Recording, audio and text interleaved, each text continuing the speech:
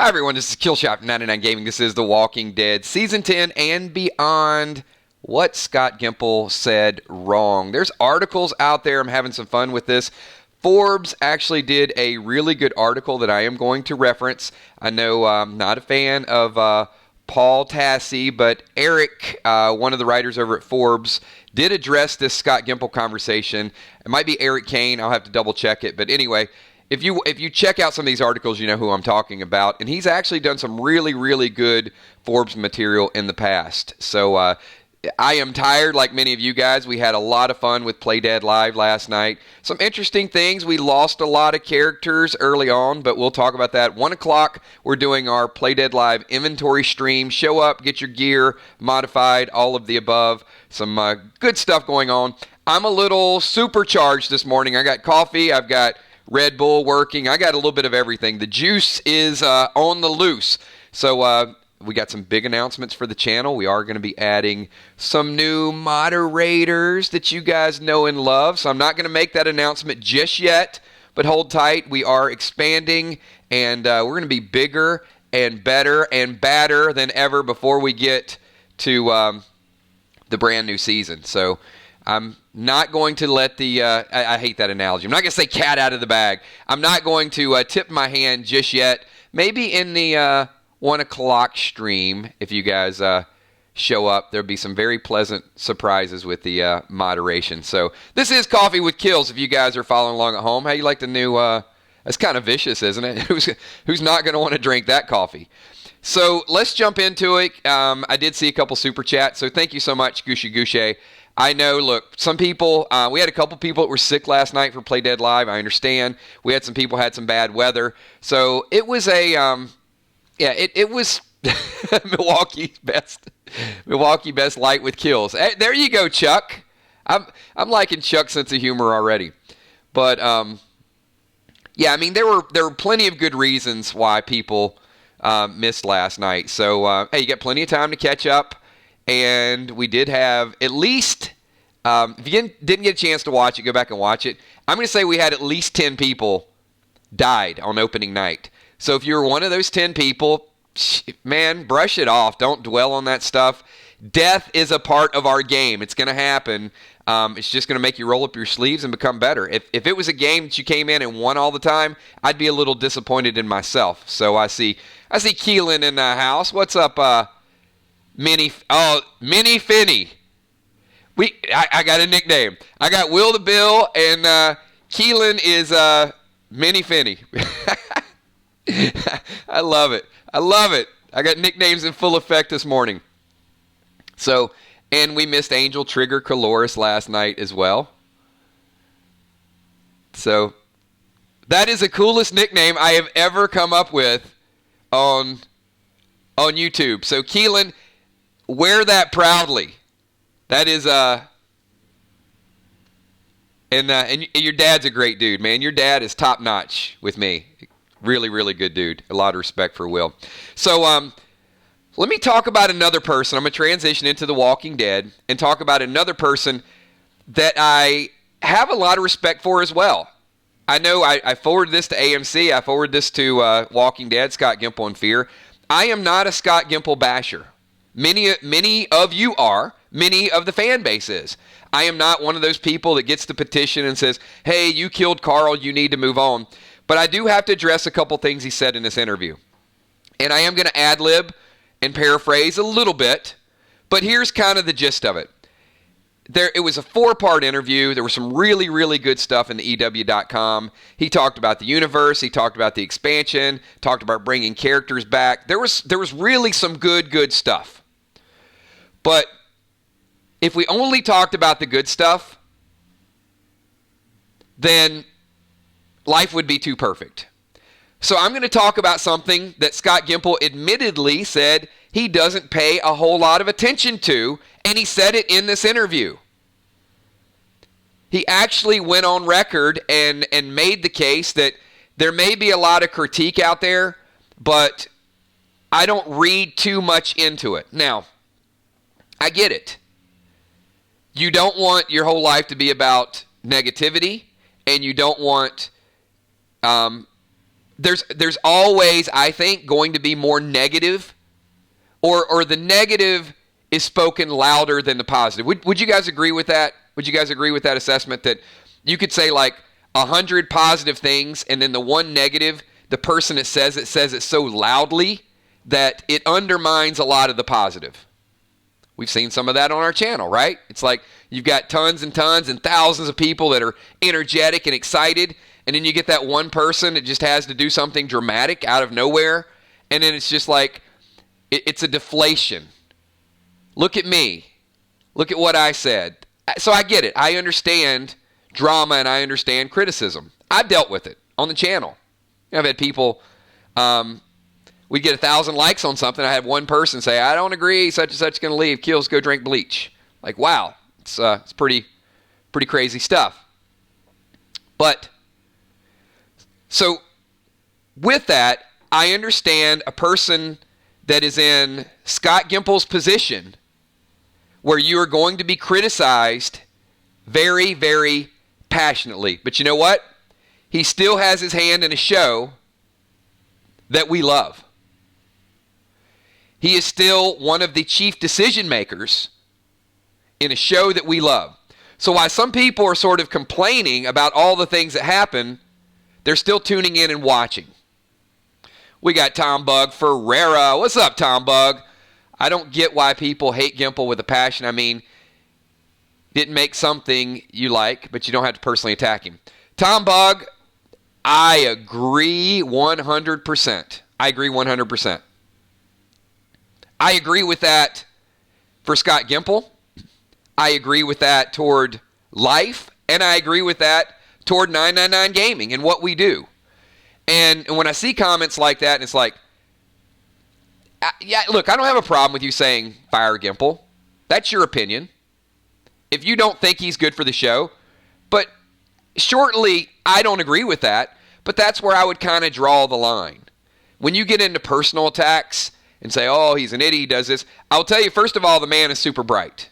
He is absolutely a brilliant human being. He's the type of human being, if we sit down and had a conversation with him, or you play chess with him, he's like a step or two ahead. Crawfish, I love it.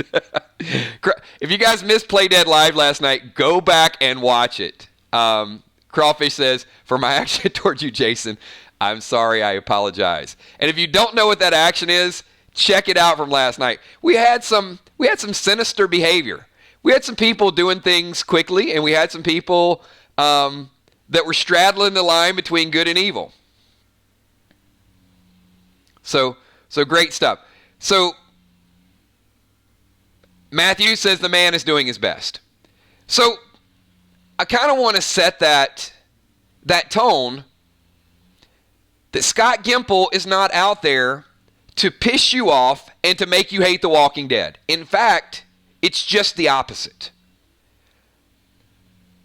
His paycheck goes up, the more people that watch. His paycheck goes up, the more advertisers spend, the longer the show runs.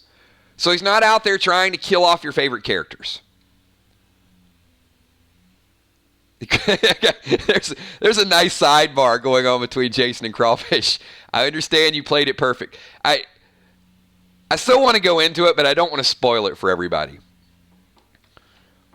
Now, with all of those glowing compliments that I've given to Scott Gimple, his interview was extremely tone deaf in certain sections. It was, Mr. Gimple, it was at the point of denial in some areas. And you stated a couple things. One, that you can't get too tied up with the criticism because then you're afraid to take risk. The problem with that analogy was you didn't take any risk on Fear the Walking Dead last season. So that is Pinocchio number one. And then I think the biggest travesty from the whole interview was when he said that we have a fan base that is looking to the long term and everything we did in season 5 was to set up season 6. I call BS on that. And the article in Forbes, I think I think his name is Eric Kane, but it posted yesterday or today, identified exactly that thought and said, "You are wrong. I agree that he's wrong.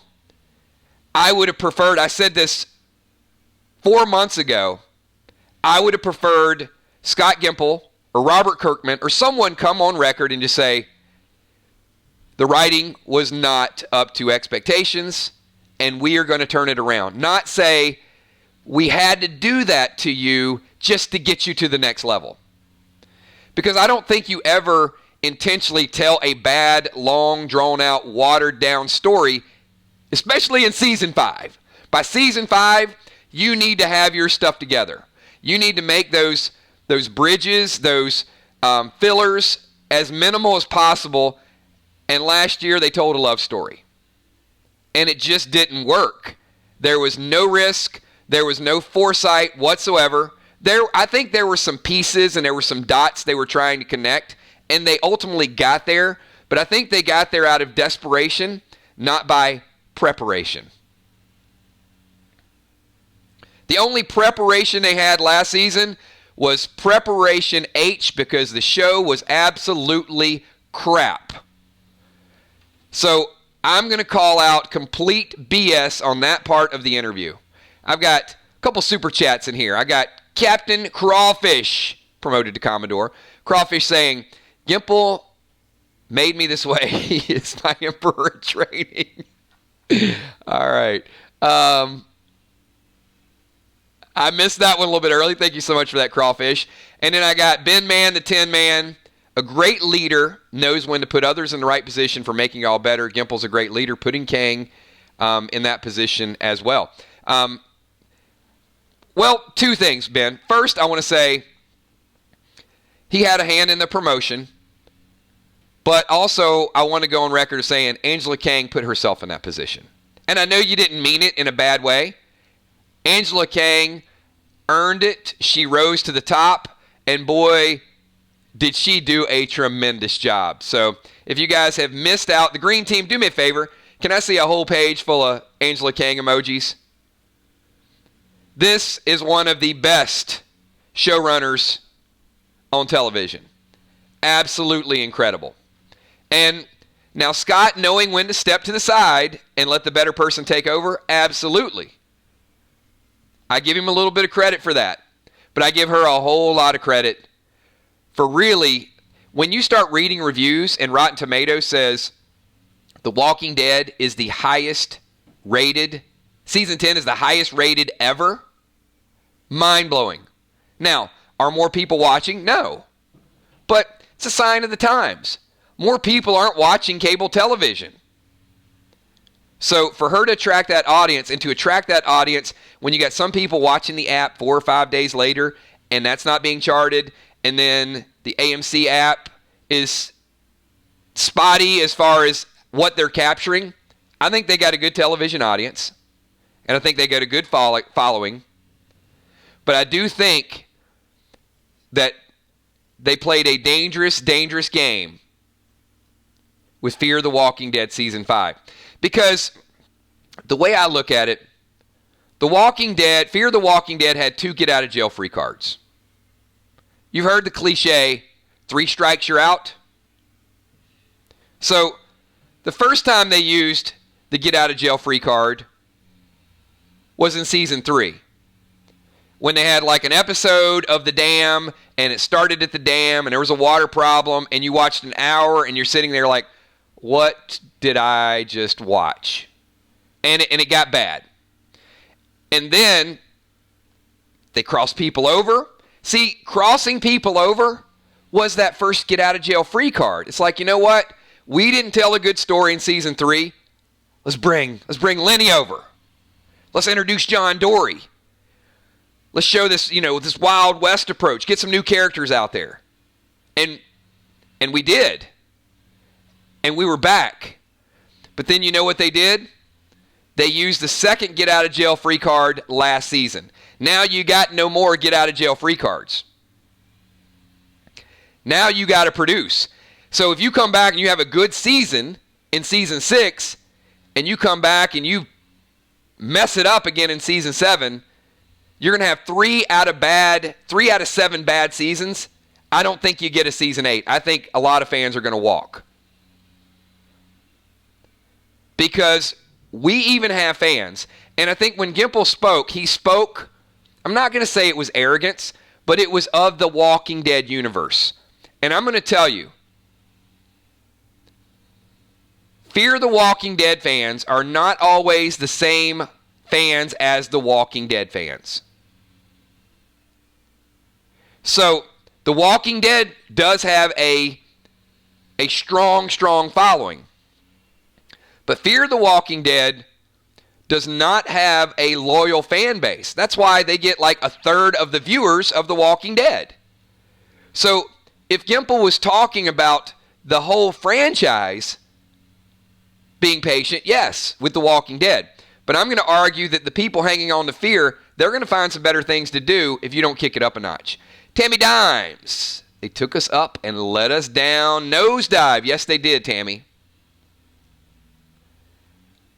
But as I said the other night, now I think you have all the incentive in the world to become a Fear the Walking Dead fan because there are no more free passes. Whatever they write on that show is going to be reviewed and scrutinized and checked and triple checked. And they're going to play test it, and they're going to see how people react to it. It's going to be like a psychological evaluation. Pun intended with our Play Dead Live scenario, The Asylum. See, I had to get that plug in there. Ecom, super chatting, says, my problem with Fear last season, no deaths. That's how we see our characters grow in a setting. Doesn't feel like apocalypse if there's no danger. I agree with you 100%, Ecom. And we've had this debate, and you, Ecom, you might have been in some of the chats we've had in our Walking Dead streams, and a couple people would chime in and say, look, Kills, The Walking Dead isn't just about death. But I'm going to push back and say, then why is it every time we do a death prediction video, or why is it there's a spoiler about a death, the views and the fan base like quadruples? Because people want to know who dies. The other stuff is just the story. Now, it's not solely about death. It's about bonds, and it's about relationships, and it's about coping. But to go through a season like last season where you just tease some death just tells me that they were not prepared. They were not prepared to satisfy the fan base. So I think that's a great super chat. Now, if there would have been 1 or 2 major deaths, and how many close deaths did we get? I mean, look at this. Can you guys list all the people? List really quickly, those of you that are real hardcore Fear the Walking Dead fans. The people that almost died last season but did not. And tell me the scenario in which they almost died. Crawfish says, Fear the Walking Dead needs a Farley and Spade duo to draw people in, me and Jason. And Crawfish, I get the humor in that. But you're not so far off. There is a method to your madness. So just like Farley and Spade or Crawfish and Jason, there is that John, June, and Dwight element that could have been that. That could have been that duo. But they weakened them too much. So, exactly, look at this. So Morgan with the landmine. Alicia with the tainted blood. Grace, she's pregnant, she have cancer, we don't know what's going on. Morgan at the end, when he was shot. So you're talking about 16 episodes. I think, didn't Luciana get stabbed? Yeah, Luciana, right at the very beginning. She got her shoulder pierced, and we thought she might die.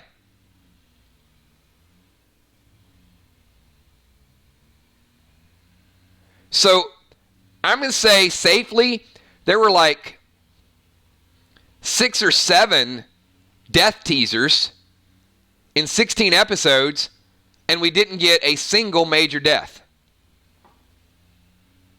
We got Jason Phillips super chatting. Crawfish and Jason Dyna. Oh boy, I see a partnership is formed. I know Will the Bill's got a group. I can't tell you guys who all's in the group because I know there's some plotting going on behind the scenes. But I know there's a few people talking about when their PDL groups come up. And I think we've seen a Crawfish and Jason Phillips group forming in the background. I'm kind of liking this. We could have some team showdowns right around the corner. Crawfish, Gimple, I know you're listening. Jason and I are for sale. That is a tacky solicitation right there, Crawfish. And, hey, I don't know. I mean, I know we get some Walking Dead favorites that pop in and either jump in our streams from time to time or watch the videos. Gimple admittedly says he doesn't buy into a whole lot of criticism. And the title of this, what Scott Gimple said wrong or incorrectly, as it were, maybe that'll be something that gets a little bit of attention. So HFG brought up a good comment. Glad I stopped watching Fear. Sounds like it really tanked. So HFG, I would agree with you. I think it did. And that's a prime example of a fan, Scott Gimple, that does not share your long-term vision. And there are many, many more like that stopped watching last season. So what are we going to do to get those fans back in? I'm willing to be a partner with AMC, with Scott, with the crew out there, and our audience reach and say, I think it's going to be good.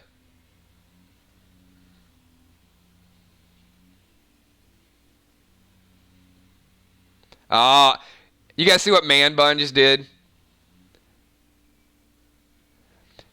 So, Man Bun has been a moderator and an icon for this channel for as long as I can remember.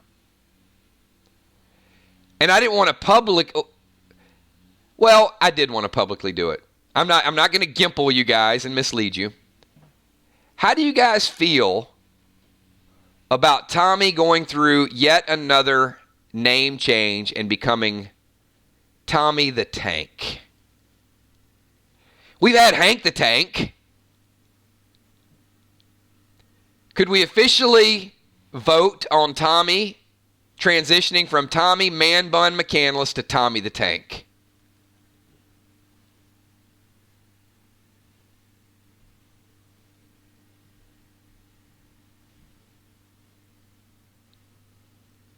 Tommy, I think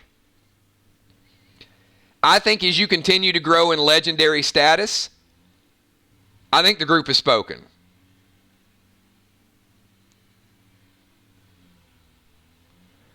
He has worn the man bun with pride and with dignity over the last several years. So we're all expecting a Tommy the Tank transition. And by the way, there aren't a whole lot of PDL tanks, so Tommy is certainly for hire. If I'm running a campaign, I'm going to want him to stand up front and get himself some armor and take a couple shots for the team. So I'm going to tie this in with this because we're 24 minutes in. We've had some great chat this morning.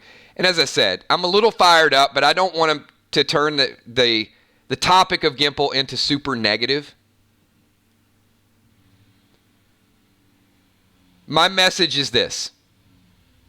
Own it. Admit it. Go on record. You don't have to fire Ian and Andrew, but maybe they should be in a role that's not over creative content on Fear the Walking Dead. That would just be my opinion. I don't want anybody to lose their jobs. I'm not one of those out there cheering for somebody to get fired. They obviously did something to get in that position in the first place.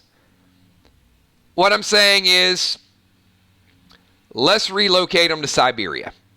Take a year or two off, Ian and Andrew. Travel the world. Let's promote somebody else and let them write Fear the Walking Dead. Because it needs to be better. It better be better because you've got one more season and no more get-out-of-jail-free cards. To the writers, to the creative content, to the people of Fear the Walking Dead, you need to take some major, major risk and do what The Walking Dead did. You need to spice it up. You need some good villains. You need some new minds in there. You need new creative content. You need to Angela Kang that Fear the Walking Dead and not Ian and Andrew, the Fear the Walking Dead franchise. And with that, everybody, I am winding down. We're 26 minutes in on a Saturday morning. Enjoy your Saturday. If you did not get a chance to go back and watch Play Dead Live, check it out, everybody. We had a lot of fun last night. Learn from it because we are moving forward to a brand new chapter next Friday. I will be doing a stream at 1 o'clock, and I will have all the players that have received inventory. I'm going to have your inventory up on the screen, and we left you at a spot last night where you can equip your gear. If you missed last week, you can join in this Friday, and you will be able to equip your gear as well. At 1 o'clock, we're going to be talking about your inventory. We're going to do a little bit of recap from last night. We're going to let you glyph your inventory. We're going to let you gym, socket. We'll let you know what potions you have. All of the above. I will see everybody hopefully at 1 o'clock. There might even be some packs as well for those of you that don't have inventory. But if we do any pack purchases, that will be at the very end, because I don't want to add inventory and then have you guys using stuff before we get to the end of it, if that makes sense. Thanks for everything that you guys do. If you guys can do me a favor, hit that like button.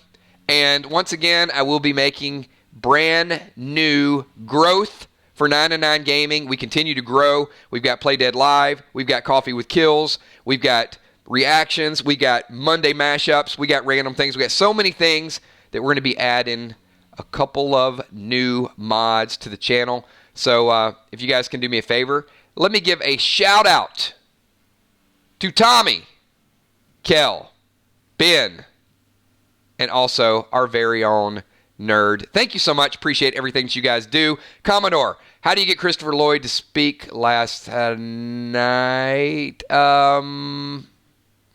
That is completely over my head, Crawfish. You're going to have to fill me in with that one at 1 o'clock. I didn't get that one. But there's a lot of content that I don't get. Thanks, everybody. I got to get ready for 1 o'clock. I got a lot of inventory for you guys to get ready. Shout out to all my mods, please. And also our super fans. How about Crystal Singer Chick Gore, Kimberly M., and Commodore Crawfish? I'll see you all at 1 o'clock. Have a good one. Peace.